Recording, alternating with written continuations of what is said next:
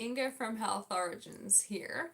So today, hopefully a shorter episode. The first two were quite lengthy, so I'm gonna try to keep it snappy. Try to do 5-10 minutes for you. So today is such an important and interesting topic is when to eat. If you're like me, you must have heard numerous different opinions and advice of whether you need to eat breakfast and make that the biggest, part of your meal, or to skip it. Or you might have heard that to skip dinner, or vice versa. You heard that make, dinner the biggest meal of your day, and so on, right? So what should you do? And again, let's look back into our physiology for the answers, because that's the most objective and best way to discern what is the reality and what is the truth, because we want to find the actual truth and not just opinions. Okay, because there's lots of opinions, there's lots of experts or so-called experts recommending completely different things. So how do we know which to believe? Okay, so that's why we go into our bodies or ask our bodies and look at our systems to actually find the answer. And the way to find the answer of when to eat, we need to follow our circadian rhythms, okay, our physiology. So what circadian rhythms are is the our bodies and how they follow the sun cycle. Okay, so the way the sun rises and sets, and our systems are designed and aligned to that. So what it means is that we need to follow our natural rhythms as dictated by, natural phenomena like the sun rising and setting, because what that does through the day, our hormones, different hormones are secreted in accordance to that. Okay, so the way our bodies are calibrated is the light goes through our eyes, and obviously that then signals different organs and different systems, hormonal systems, to secrete specific hormones. So for example, in the evening when the light is dimming, when the sun has set down, your body excretes melatonin, and that is like a sleep hormone, and that primes you to fall asleep. And also the secretion of that hormone, it kind of signifies the start of a different cycle as well, what comes to our digestion. Okay, so let's talk about there's three distinct phases in the 24-hour window, and each different phase does different things, right? So our eating window, if you like, is from 12 noon, so from midday till 8 o'clock. So this is the time where we are eating, okay, and starting the digestion, obviously, so eating and digesting. So that the reason why that is because obviously digestion is a very energy heavy, like a lot of energy requiring process. Okay, so it happens through the day when we have obviously we have a lot of stores, with a lot of stores of energy by eating the food. So 12 o'clock through the day till 8 o'clock in the evening, that's our eating window. All right, then the next phase from that, from 8 o'clock in the evening till 4 o'clock in the morning, is your assimilation window. So that's where the food that's digested in the stomach then goes through your small intestine and gets assimilated into your body. Okay, so that's the second phase. And then the third phase, the last phase, is elimination phase, and that happens from 4 o'clock in the morning till 12 o'clock the next day. Okay, so that's why ideally you don't want to eat breakfast. Okay, so that's kind of, following our natural rhythm. So that's why it's so super important that at night you don't watch your screens, like whether it's going to be your phone or your laptop or your TV, with the blue light, because the way normally they are, if you don't have a specific kind of blue light filter on your devices to go with the sun cycles, you always see this like bright blue light coming out of these devices, and that sends signals through your eyes to your body not to excrete melatonin. And the secretion of other hormones as well through the day might be affected, especially in the evening, if you don't have a filter on your devices to dim down the light in the evening. So that's why I would definitely recommend looking into it. So on my mobile phone, I've got an app called Twilight. On my computer, I've got also an app. I forgot what that one is called, but you can have a look and find out for your relevant devices, either an app for your phone or a program for your computer. And I think for smart TVs you could also probably get some kind of app these days as well to dim them, or if you don't, if you have still like an older style TV, perhaps you can turn down the brightness in the settings.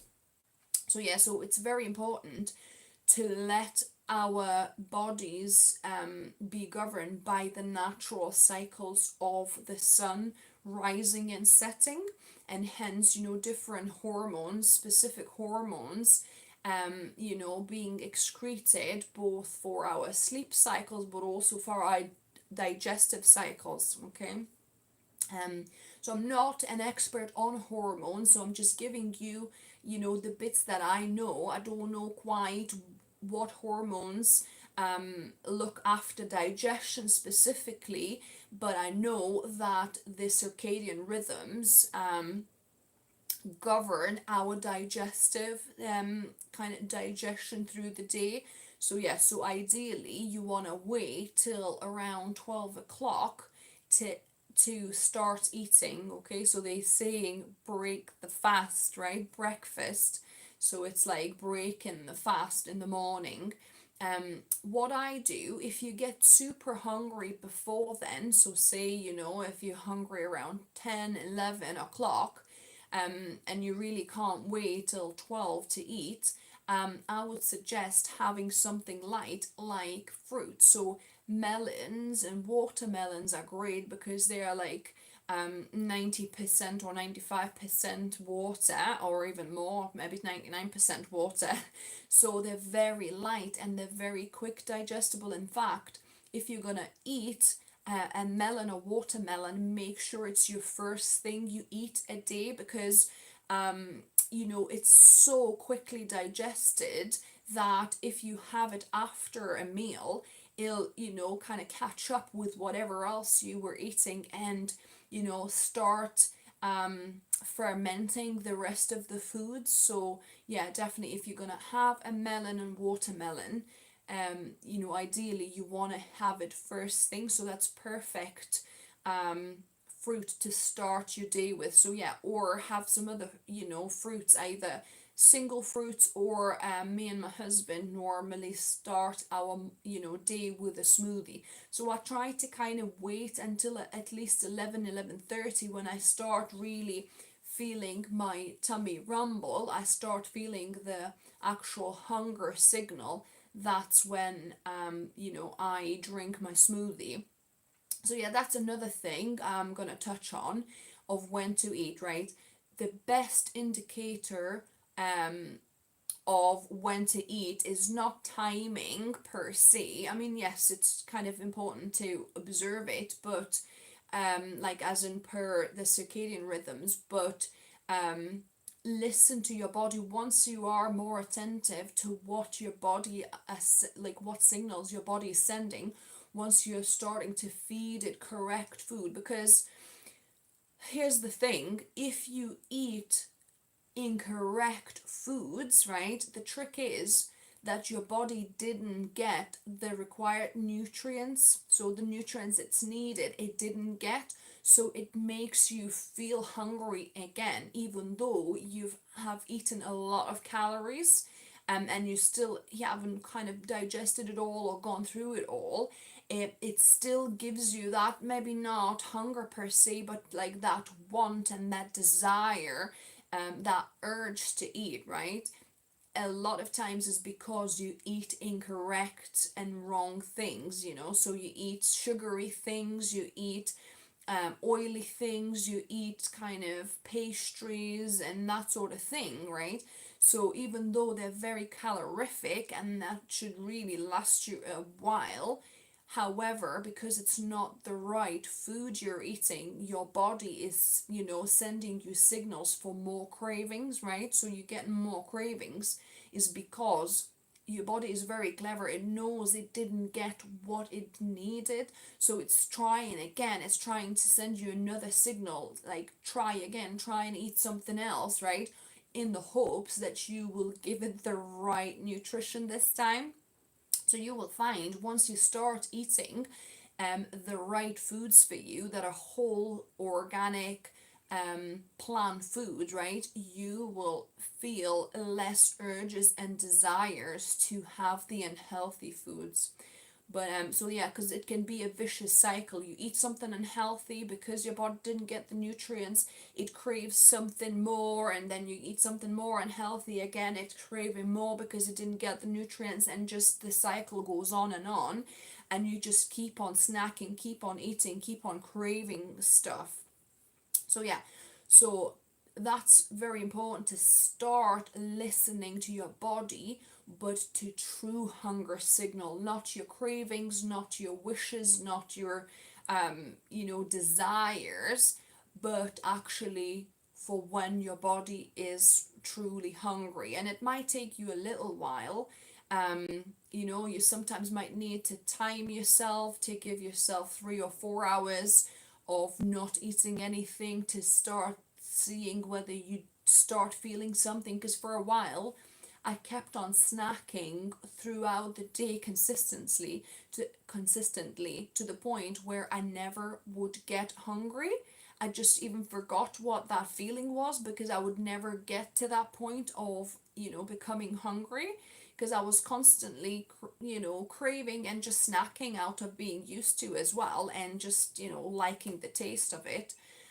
So yeah, so if you haven't listened or allowed your body to send you hunger signals for a while, it might take you a little while to get back into it, and maybe eating, say, every 4 hours, 5 hours, that could be a good routine to get into, to then start. Because if you don't feel the hunger signal at all, your body might have given up on it, because maybe if you kind of abused it with not eating for a long time, for like half a days or full days, and you abused it with different kind of wrong ways of eating, your body might have given up of sending you that hunger signal, because it thinks, well, you're not gonna honor it again and things like that. So if you lost, or say if you got bulimia, anorexia, different things, if you got conditions, then you might need to start timing yourself to initially, say maybe eat every 4 or 5 hours, just something, and then see if you start developing that hunger signal coming back again. And just let your hunger signal to show itself. So for some people it might be in way of headache. For me it's a gurgling in my stomach. For some people it might be kind of dizziness. For some people it might be nauseousness. For me, I get like really rumbling tummy, but then if I go over a specific time, if I still haven't had food, I become like almost getting a bit nauseous. So I'm kind of feel like I don't want to eat because it's kind of I've been over hungry for a while. So yeah, so you might have to learn what is your hunger signal. How is your body signaling you're hungry? But yeah, that's the best, indicator of when to actually eat. And also, like I mentioned, follow the three phases. So ideally you want to eat between 12 and 8 through the day, stop eating at 8 in the evening, and then you're fasting and eliminating until 12 o'clock the next day. And if like I said, if you get too hungry in the morning, then you can always start your meal, your breakfast, as fruits or smoothies, something easily digestible, so that you don't overburden your body while it's still kind of trying to eliminate. Because you will, if once you do this correctly, you'll start finding that your body's like clockwork, that you're going for number two, maybe an hour or so after you wake up, hour or two while kind of walking around, everything has passed through to the right point where now you want to eliminate, you want to just clear your system, and it'll just happen automatically. The more kind of regular and you keep to this rhythm, the more regular this will get. And especially if you eat the correct foods with whole food, plant foods, then you'll get a lot of fiber, which will help move everything along nicely.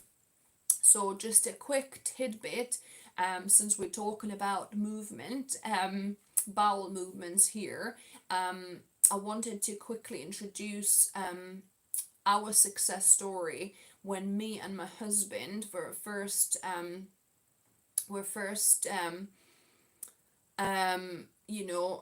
like starting to eat plant-based. In fact, I'll tell you the whole story tomorrow, the next time, right, in 2 days time, because we're just at 17 minutes. I'm looking, so it's getting a bit long. So I'll tell the whole story. But basically, one of the benefits that my husband especially felt once we switched to plant-based diet was that he was constipated all his life with his low thyroid condition. And once we started eating plant-based and whole food plant-based, the whole constipation thing cleared in 2 weeks and never returned. And he tried natural, laxatives and medical and all sorts of things before, but he just couldn't shift it all his life. He was constantly constipated, right? But once we started eating this way, 2 weeks and it was cleared, never to return again. So that's incredible. Your body knows how to function properly once you give it the right food, the right fuel. So yeah, so this is my video for today. I hope you enjoyed it. I hope it gave you a little bit more clarity as really when you should eat and when you should start and when you should stop, kind of what's the eating window ideally, as looking into our physiology. And the next time, what we're going to be covering, which it ties in with this one, is intermittent fasting. I explain what it is, and the benefits of this, intermittent fasting to the body. So until next time in 2 days, see you then.